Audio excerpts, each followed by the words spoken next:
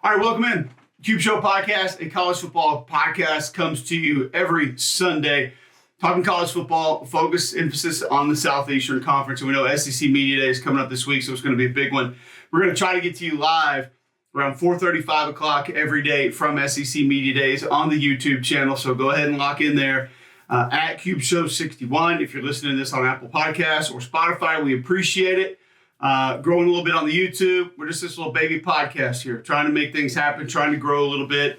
I know a lot of you guys have asked for graphics, a couple of you. Some of you have asked for the bookmarks. I got John's going part-time here with the other 27 podcasts he does, and I'm just trying to give you some good content. So we'll try to figure some stuff out down the road. But right now, man, we're just trying to get in front of you and tell us what we know about college football. So, but we will try to do some live shows from SEC Media Days every afternoon, have probably a different guest sit down with me and just kind of go through what we've learned, what we liked, what we didn't like, the whole deal. So kind of got to be a little bit of a busy week, not just leading into SEC Media Days, of course. Auburn linebacker Demario Tolan is off the team.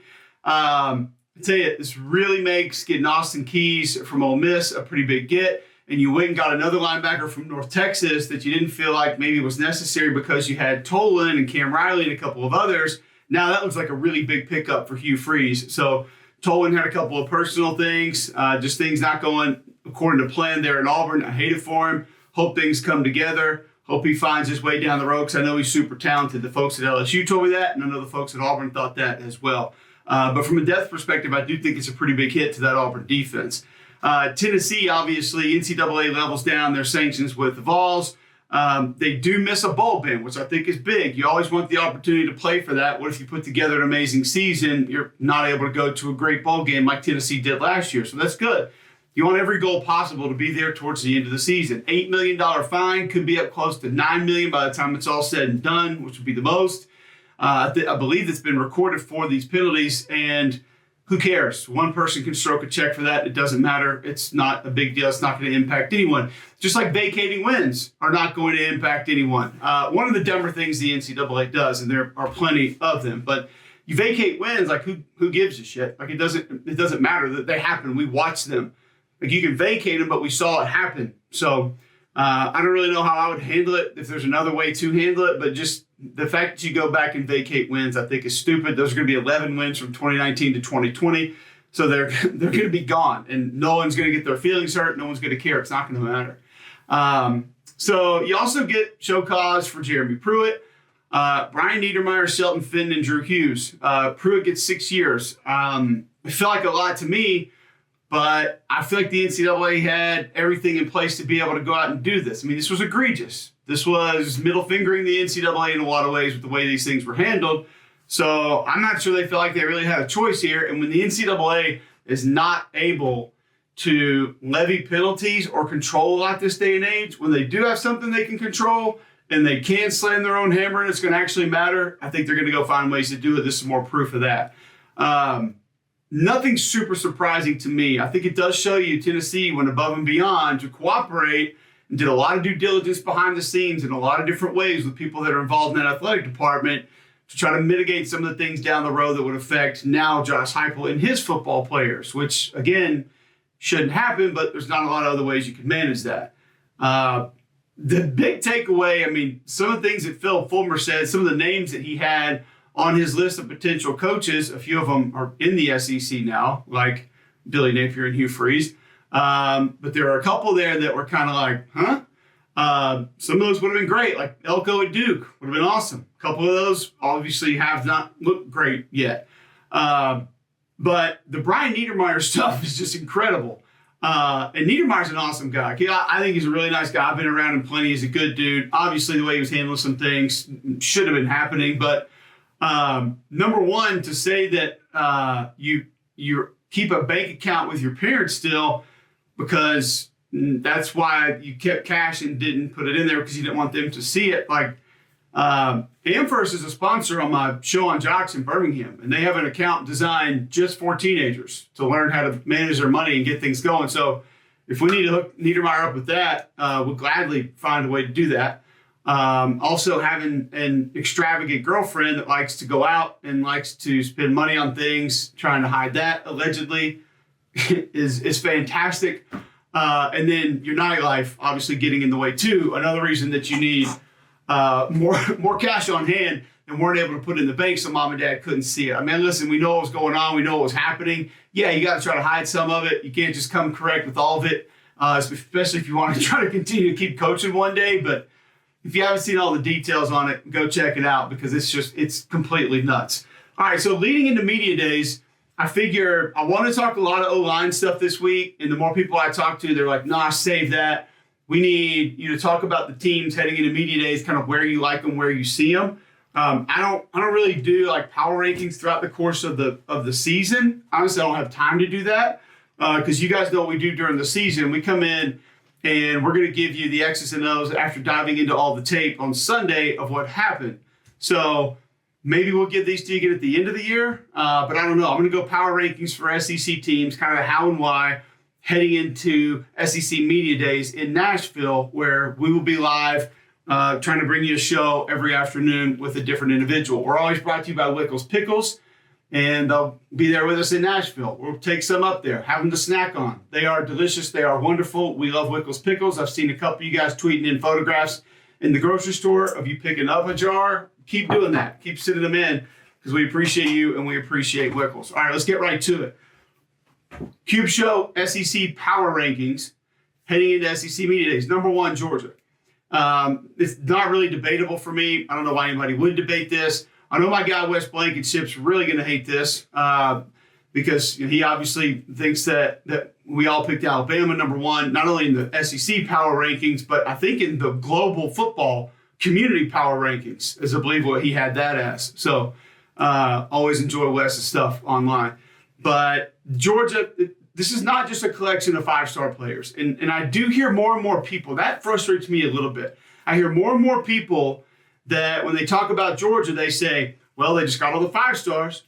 All right, that's cool. Not every 5-star works out. Like, not every 5-star becomes a baller and goes out there and just crushes it, especially in the SEC. So I think you got a lot of guys that are proven. And even though up front on the defensive line, I'm not as excited about them as I have been and haven't seen the guys flash the way that I did before them, it's not like Michael Williams. I think he's going to be a great player. Dumas Johnson, proven at linebacker. You got a proven corner, a proven safety. The offensive line, for the most part, is proven. Absolutely proven at tight end or running back or H or Y, wherever they're going to move Brock Bowers, beyond proven. And the majority of that receiving core is proven. Some at Missouri and Mississippi State, some at Georgia, but they are proven. And that's going to be a deep group with multiple playmakers that can line up in different places. So, yes, the way Georgia has recruited is going to help. Is Carson Beck just going to be a star in the SEC? I don't know the answer to that. Do I have mild concerns about running back? Sure. Do they have to have Todd Gurley to win the SEC this year? No, I don't think so. The O-line is going to be good. The tight end group is going to be good because you throw in Delp and company there with Bowers. The receiving core is probably best in the league, one of the best in the nation. The defensive line is still going to be solid. The front 7 with those linebackers are going to be really good. And obviously the DBs are going to be able to help cover that up. The scheme that Schumann and Kirby and Muschamp put together is fantastic. So, and they'll have time because of the schedule to work it out. Keep in mind here, I'm not picking where teams are finishing. So we're not going to talk a ton about the schedule right now. We'll do that as we get closer to the season. These are just as football teams, kind of where I think these teams would fall. Number 2 is going to be LSU.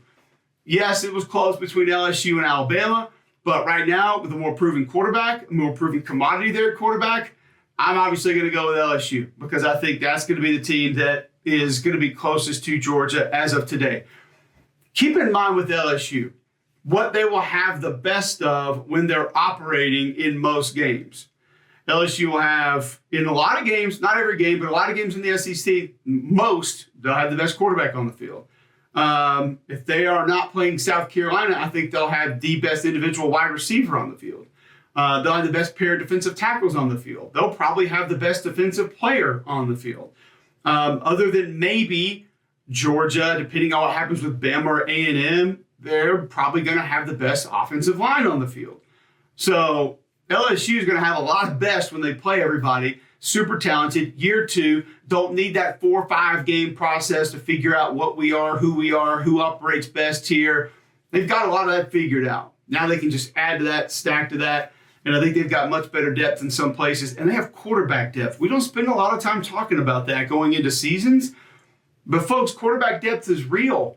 I mean, let's look at some college football teams here over the last couple of years in the SEC. Auburn got hit with quarterback injuries.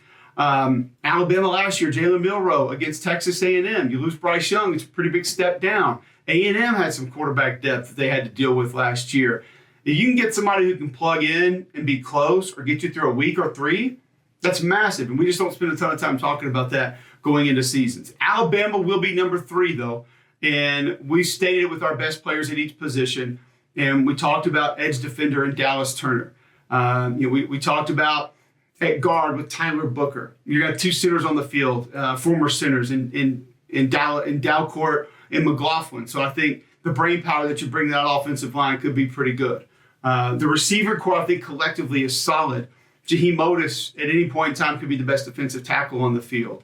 And they have a couple of guys like an off-the-ball linebacker and maybe a freshman safety, a freshman offensive tackle that if they work out, if they pan out, it's got a chance to be really good. But we just don't know. And that's going to be the biggest point of emphasis, I think, on this entire discussion today is, especially once we get past probably 4, the unknowns and just how big are they. I think you just have to weigh what we know and don't know and what we think the unknowns, like the ceiling and the floor is there. It's hard to do sometimes. Alabama's floor is not very far down. It's not very low. And regardless of quarterback, you think about what they're going back to on offense this year. I mean, they're going back to ground and pound. There will be an emphasis on the run game. This is not going to be a quarterback's decision or option or read whether or not he wants to hand the ball off or throw it. Tommy Rees is going to run the ball. Like, that's going to be part of what they do. And they're going to be called runs that no matter what the front is, they want to lean on somebody and go take that emphasis and take the fight to them. So that's going to be a part of what Alabama is this upcoming season. I'm excited to see it. And that offensive line obviously has to come together for them to be really good at. But you got multiple backs to choose from, including a freshman that may end up being spectacular. Maybe you use them rotationally. You get C.J. Diprian from Maryland at tight end. I think Amari Nyblack can be the move tight end. You do some creative things with. Robbie Utes is there, sort of your dirty work guy. Alabama's going to be fine. Do they have the high-end, game breaker guys offensively? No, but the offense might not be designed for that. And defensively, I do think Kevin Steele is going to back off just a little bit. It won't be quite as aggressive, and I think collectively that'll help some. It won't put them in as bad of positions, and they'll be able to disguise a few more things on the back end. Texas A&M is going to be at 4. Now, I think anybody who listens to this show knows that I've made multiple comments the last couple weeks of, or really since the entire offseason, culture problem. Is it there? I don't know the answer to that. I'm not there every day. I'm not around the guys. I don't talk to the guys. And honestly, I don't know if there's one individual that you could ask, whether it was Damian Craig, Jimbo Fisher, Evan Stewart. Like, I don't know if you could just say, hey, is there a culture problem here? And honest to God, they know.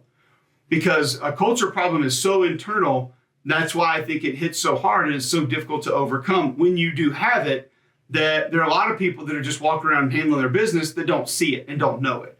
I don't think that is real at Texas A&M. I think last year they did have some behavioral problems with certain individuals, more than 2 or 3. And I also think that they had some injury issues that caused a lot of problems. So now I'm on record saying the Petrino thing will work. Having Jim Chaney in there also going to help. I think that's super underrated on that side of the football. They got a lot of offensive brain power, a talented quarterback who's played, a talented offensive line who has played good football in the past, and a really good group of wide receivers. On defense, pick your guy. Walter Nolan, Isaiah Rakes, McKinley Jackson. Like, they can just move guys around all over the place, and they have multiple players that can be dominant up front. Do I love the linebackers? No. Do I love the DBs collectively? No. Yeah, you get one really good safety, but there are other parts that are going to need to be plugged in. Transfer here, transfer there. Kid from North Carolina, maybe a corner. But I'm not sure about the second, third level. Like, I was watching the Ole Miss game again earlier this week, and I just noticed how they went out, and they're lined up 3 down. And all the linebackers are way off the ball early on. It's like Judkins just boom, boom, boom, boom. And I'm thinking, like, what? How can that happen? Like, what? And so there were some things last year that didn't make a lot of sense. And if that gets taken care of, if that works itself out a little bit, then I think we could see a pretty massive jump from Texas A&M this year. Now it gets tricky. And now a lot of you are going to get pissed off. And there's no way not to piss people off with where the SEC is right now. Because honestly, the next group of teams, probably the next 8, I think could all rotate with one another. I mean, I think they could all shift and go different places. I'm going Kentucky at 5. And I know people don't like that, and people won't want to hear that. But if we point to Kentucky last year, what was the problem? Offensive line. I mean, that was about it. Now, you lose a really good running back, but you plug in Ray Davis, another good running back. Those freshman receivers that were really good, they're a year older. Well, now you bring in an offensive coordinator that's going to make life easier getting them the football and finding matchups for them. And he's going to have a scheme that's a little better suited for an offensive line that might just be a bunch of glass eaters. Liam Cohen's addition is huge. Brad White, I saw those analytics guys, Dave Bartu and those dudes, had him as the best defense coordinator in the SEC. If you listen to the show, once again, we have said that time and time again, Brad White is vastly underrated. They're going to have a solid front 7, off-the-ball linebacker, edge defender. I think Weaver can have a pretty good season. Do I have a little bit of concern about the middle of the defense comparatively? Yeah, from a depth perspective, maybe. DBs, maybe not as tested as we've seen some other groups under Coach Stoops, but they can work around that. I think they have enough talent up front on defense. And I think they have enough talent at receiver, running back, and quarterback. And I see all these preseason quarterback things, all these preseason SEC deals, and there's almost no conversation about Devin Leary. And I'm here to tell you guys, the kid can fucking play. If he's healthy and he's upright, he can play. So it comes down to the offensive line. You go get a transfer from USC. You go get a transfer from Northern Illinois, who I think is going to be plug and go play. You move some guys around with Horsey and Eli Cox back, and you got a little bit of a new scheme that I think will help them be better. Keep in mind, when they had this scheme a couple of years ago, yes, different players, but they were better at it. So if the tight ends come around, also will be a massive help for Kentucky. But I just think the blueprint is still there for Stoops of being hard-nosed, being a bunch of grinders that'll just fight you, and that's not going to go away. Add in some of the things that they've got. I think Kentucky's next. I'll go Tennessee after that. So Tennessee comes in for me at 6. They still have that system. They still have talent at wide receiver. If this kid from Oregon can go like Hyatt, like some people tell me inside that facility that he can, well, maybe it's not going to be much of a drop-off at all. I am worried about the offensive line because Darnell Wright was incredible last year. You lose your 2 best offensive linemen. Now you get some back. And John Campbell from Miami is a guy that they have a lot of confidence in. And maybe he plugs in and he's great and he's solid. I do think Tim Banks does a good job with the defense. I just don't think there's a ton to work with over there. Up front, a little bit more stout, maybe a little bit deeper on the defensive line. 1 edge rusher as opposed to 2 that you're really confident in. But you go get a playmaker at linebacker for BYU who's got to come in and be a takeover guy at times. And Peely can be that guy. We just haven't seen him do it here in this uniform. So I think the defense is still a big maybe and a big might or could, but there are still parts of it that I'm very concerned about. And then, too, I will just say, like with Joe Milton, I think the inconsistencies will arrive. That doesn't mean every game. That doesn't mean multiple times a game. I'll say this about Joe Milton. Like, this is kind of how I see Milton in this offense. I think Joe Milton will throw for 500 yards multiple times this season. I think Tennessee will drop a game or 2 that nobody expects them to. That's just, it's kind of how you're still playing with this thing when you haven't been able to build all the parts exactly the way that you want. And all the parts aren't able to go the way that you want as far as the alignment and as far as some of the motions and the shifts and the different personnel groupings going different places. It's just going to be a little while longer to have all that in place. Tennessee's going to be good. They're going to be a really good football team. But they're going to be outstanding at times, and they're going to be above average at times. I just think that there will be some peaks and valleys with what they're going to be this year. But I do think that the inconsistencies at some point will catch up. I'm going to go Ole Miss at 7. Now, a lot of this is maybe wishful thinking or could have, might, I don't know. I've gone through multiple times about what they added inside at defensive tackle. And you get a big boy from NC State that can play. You get a big boy from Nebraska who can play. You hope that your athletic tight end, Wildcat quarterback J.J. Pegues is morphing more into a defensive lineman. And if he can be a better help in the middle as a defensive tackle and not just an athlete, he's only going to help Pete Golding's defense even more. you went and got one of the best edge rushers available in Isaac Okwu. And I think he's going to come in and give you more of an edge presence. You got a couple guys that gave you a decent presence off the edge as far as pass rush was concerned last year. But here's the thing to remember about the Ole Miss defense. It probably won't be great. That's okay. Pete's structure is going to make it better, more responsible against the run, no matter what. And now they have the bodies up front, maybe more collectively than they've had in quite some time. Like I can't remember Ole Miss going like 3 deep with big D tackles inside that could be a problem. 1, 2, maybe, but 3, not really. And like I've said, I played against Kendrick Clancy. Like I watched Kim Dichie. Like I watched Benito Jones. But I think they have more deep down in the middle of that defensive line than they've had in a while. And that's going to be a big help. I think Jackson Dart has a big season. Judkins is the best running back returning in college football. You went to the portal and you got your wide receivers.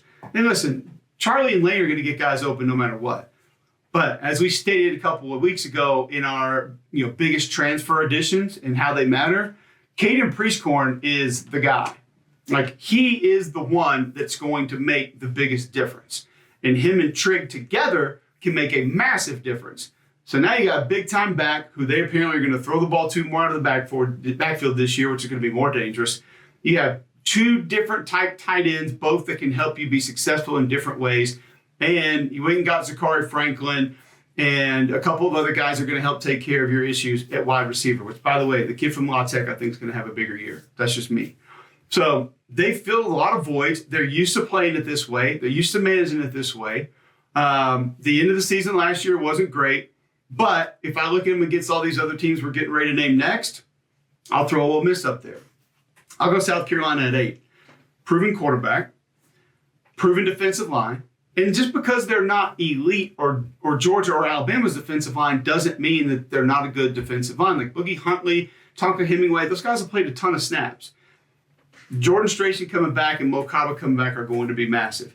You go to Syracuse, you get another edge defender that can help you out up on the front. So I like the front 7 for South Carolina. If they're all back, they're all healthy. It's not like the back end hadn't played. So I think defensively, Charles White's got a lot to work with, and that group's going to be solid.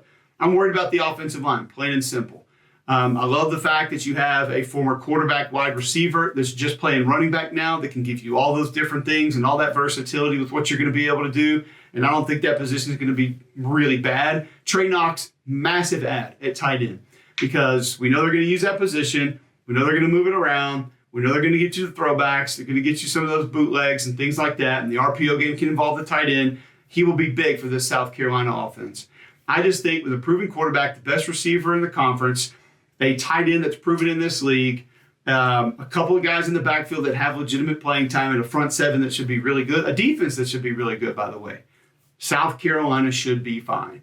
And once again, this is not schedule or wins-losses. This is just where these teams are as far as how I see them right now. I'll go Arkansas at 9. I have my concerns, but there's a lot that I think that I like.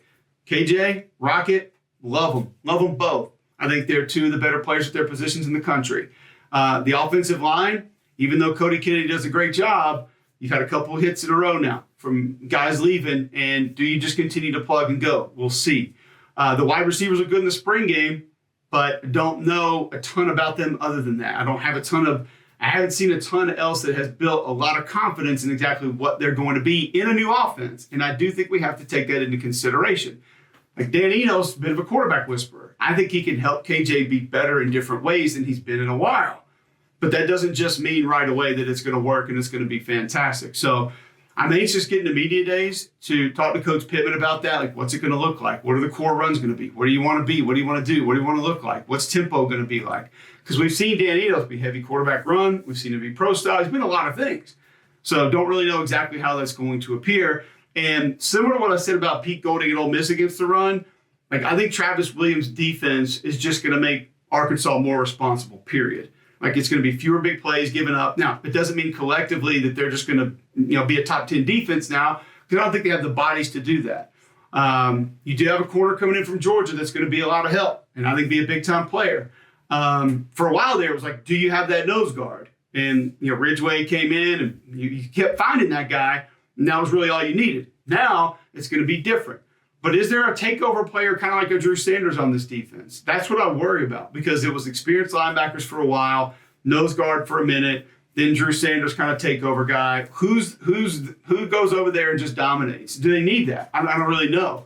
I know what Travis's defense is going to look like, and I know he likes a lot of the guys that he has, but I'm just interested to see it out of the gate and see how it looks. I feel like this is going to be a team that leans on star power offensively, and if it tries to do it on defense, they could potentially get in a little bit of trouble. But I love the head coach. I love both coordinators, and I love the experienced guys they do bring back because they're big-time college football players. I'm going to go Auburn at number 10. And I already know it's coming from this, so comment away. Have at it. Don't care. What Auburn has done in the portal versus what their systems are going to look like and how they're going to want to run things has a chance to be really good. Do they have the depth to survive multiple injuries? They do not. Is everybody super comfortable in this system? They are not. So a lot of the same questions we've said with other teams are also going to be present with Auburn. But Peyton Thorne's a dude. He can play. I think you've got multiple receivers that are going to be able to help you. Jair Shorter's a dude. Like, he's 6'2", he's put together, he can high point the football, he can run past corners, like, he is a guy. Rivaldo Fairweather doesn't get a ton of conversation, but I promise you, he's a dude at tight end. Not afraid to get in there, mix it up, and block. He can line up in the slot. He can beat DBs in one-on-ones. Like, he's going to make plays. Jarquez Hunter's going to be out there and going to be playing football. I'm pretty confident in saying that right now. And then on top of that, I think Brian Batte's a guy who you can move, throw the ball to, you can screen him, you can go two-back with him, and you can do a lot of different things to make that difficult to defend. Obviously, it's going to come down to guys like Dylan Wade and guys like Avery Young who have transferred in from ECU and from Tulsa and a couple other transfers like Gunnar Britton from Western Kentucky. Can they figure the offensive line out? Because Justin Rogers is going to help up front on defense. You brought in an edge defender that's better than anybody that you had. You brought in some other linebackers that are going to also help. The secondary is fine. Secondary's in good shape. And not many people give Auburn maybe the credit they deserve for what that secondary has a chance to be, but that group's going to be fine. You get good edge presence from even one side, and you get a little more stout against the run in the middle, that Auburn defense, they might be okay, and they might be fine. So I'm not overly concerned about it, and I know I have Auburn over a couple teams that some people wouldn't, but also think year one, Hugh Freeze has some advantages that maybe some other year ones don't, just because he's done it, and he's been really good when he's done it at other places. So I'm gonna lean a little bit advantage Freeze there when we talk about it that way. All right, number 11, I'm going to go Florida. Some of this is overall talent. Some of this is I like the system. Some of this is year two in the system. Listen, I love what Billy and those guys run offensively. I think it's very quarterback friendly. That's why I'm not pissing my pants over what Graham Mertz did in the spring game. I think he's going to be okay. And if you actually dive into a couple of those throws, the accuracy that he kept on the move was something you should have paid a little bit more attention to. Graham Mertz is not going to fail this year. Now, does he have the wide receivers collectively to put together a massive year? No. Are they going to ask him to throw the ball enough to put together a massive year? No. Because I think Montrell Johnson's a really good tailback. And then you have ATN that you can kind of double up on if you want to go with some two-back stuff or as a nice changeup to give you a little bit more burst. I don't think the wide receiver position is deep. I really don't. But I do think you have one or two that can be matchup problems. I think you have an offensive line that now understands the scheme, the system. Did you lose your best guard? You did. You got a good center coming back in Kingsley Bequay, who I think can help you there, who knows how to manage things, run things, get the point, determine the double teams. He can do all that. So I can tell you going into the zone scheme when we were at Auburn and Tuberville came in with Noel Mazzoni. Like year two, totally different deal. Totally different deal. The feel, the understanding, the steps, the footwork, the technique, the hand placement, the hat placement, like it's all different for those guys. Defensively, I love Austin Armstrong. I think he is a great teacher of defense and can appear to be very complex. He gives you a lot, but for some reason his guys get it, which tells me he's a good teacher, not just a good coach. And I think that's very critical in today's football because the pieces are constantly interchanging. You got to be able to teach guys what to do, and more importantly, not just how to do it, but why they're doing it. Austin can do that. So I just don't know how many dudes they have. Like I like the Cam Jackson get from Memphis. He's going to be fine. We know the middle of the defense should be okay. And Princely should be fine off the edge, but there have been times that he's disappeared as well. So second, third level, is there talent? Is there ability? Yes. Maybe I'm comparing it to other Florida defenses. That's why I'm having a hard time liking it. But just there are a lot of big steps that need to be taken. And it doesn't feel like there were enough flashes from those guys that showed us they're going to arrive and they're going to be there. It's going to be better than people think. I just don't know if it's going to be better than a lot of these other football teams. 12th, I'm going to go Mississippi State. And I'm going to be honest, I just didn't even like putting them here because there's so much that I like about this team. I like Zach Arnett. I think he's going to be fine as a head coach, but he's still a first-year head coach. Not everything is going to go well. Not everything is going to go right. You got a quarterback coming back, but we know that not every quarterback can be a fit for the air raid. Can every air raid quarterback be a fit for other offenses? We know the answer to that is no. Now, how do they make it look? How much can they carry over? What's the run game going to look like? What's the screen game going to look like? What's the bootleg game going to look like? Is there going to be an RPO world that they try to live in? Like, these are questions we just don't have answers to. And the coaches can sit there and tell you things in the press conference. Like, let me just try to help with one thing here real quick. Every coordinator, every head coach can sit there and give you things in a press conference that they're going to do or they want to do or they need to do or they would like to do. But the reality is, until they get out there and practice it right before that season, they don't know what the fuck they're going to do. And they don't know how they're going to do it. Now, they have a pretty good idea, and they have things that they want to do and feels like they should be able to do. But I can promise you, there are going to be things at every camp, on every team that we mentioned, that are going to get shit canned once they get going in fall camp. I almost said 2-a-days, and those aren't a real thing anymore. They're going to throw things out. Like, Auburn should have been running stretch zone 20 times a game the last 2 years. Well, once they tried to get it going in fall camp, they realized they weren't good enough to do it. So out it goes. Last year, a little bit more of it. But there are going to be things. Ask any college football player how many times a week they practice something and didn't run in a game. Offense or defense. There's going to be a lot. There are always things that were there. And some you're holding. Some's going to be for later. But some things the coaches didn't have confidence in it because you weren't good enough in practice at it. So what a coach says they want to do or are going to do or how it's going to be, that's not going to be definitive until they practice it as they're preparing to do it in a game. That's just the reality of it. I like the D-line. I think the linebackers will be fine. Secondary, a little iffy. We'll see. How aggressive is the defense? Is the defense any different? I've said before, I do think it can be good for Zach Arnett not to be right there at the controls all the time and maybe step off of it and say, man, we don't need to bring all that pressure all the time. We don't need to be that group all the time. I think they have good offensive linemen, but do they have good offensive linemen running counter? Do they have good offensive linemen running outside zone? Don't know. What's tight end going to be? I don't know. I do know Jaquavius Mark's a really good running back. I know Will Rogers is a really good quarterback. I know Jaden Wally's a good wide receiver. Not only people talking about him right now, which is weird, but there are also some big pieces that are gone, including the biggest piece. And so it's wait and see. And it's almost like I want it to be good, but it's just, I don't know. And there's a lot of it that I'm kind of waiting to find out about how it's going to be. Missouri will be 13. Quarterback's a big part of this. I think the defensive line, the front seven is going to be pretty good, just like they were last year. I think Blake Baker calls it well. I think he understands what it's going to take. I think he understands how to compensate for maybe not having as much talent in certain spots, and he gives you problems. Offensively, you lose one of your biggest weapons, Dominic Lovett. But I do think Luther Burden to the slot makes a ton of sense. He'll get more targets, he'll get more balls, and he can be super explosive. I like the group of tailbacks.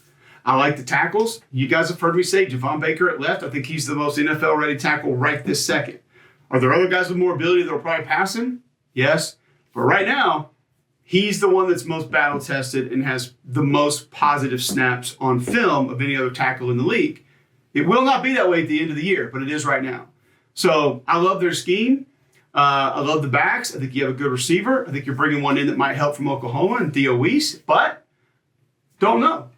And there feels like a little bit of a hump that Eli and company have got to try to get over. Like just finding a way to overcome some of the adversity and obstacles.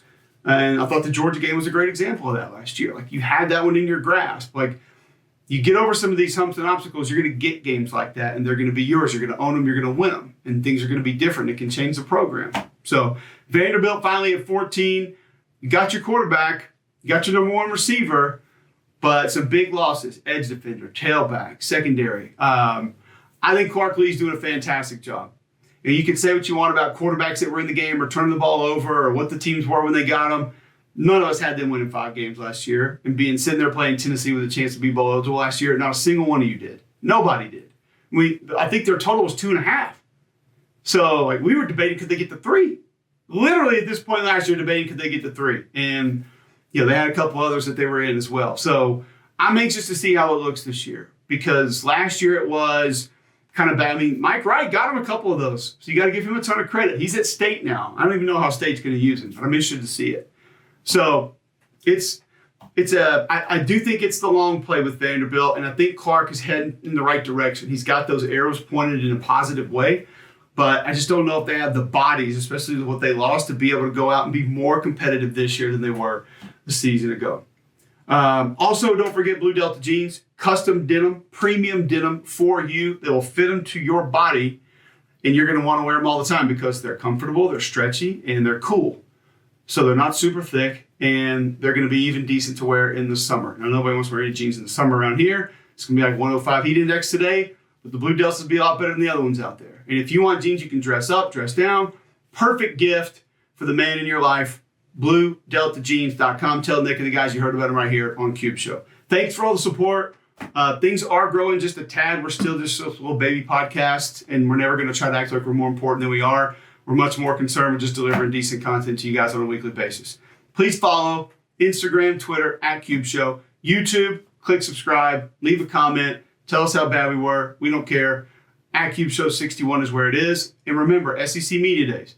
We are going to try to go live 4:35-ish on SiriusXM till 4 Tuesday, Wednesday, and until 2 on Thursday. Maybe try to get to something on Thursday before we get out of there. So want to try to bring that to you, though, with the different friends that we're going to have that are there. Talk some ball with them. It'll be fun. It'll be cool. But once again, we always appreciate you tuning in. Thanks to Wickles and Blue Delta for sponsoring the show. We'll be back with you not next Sunday, but live from SEC Media Days.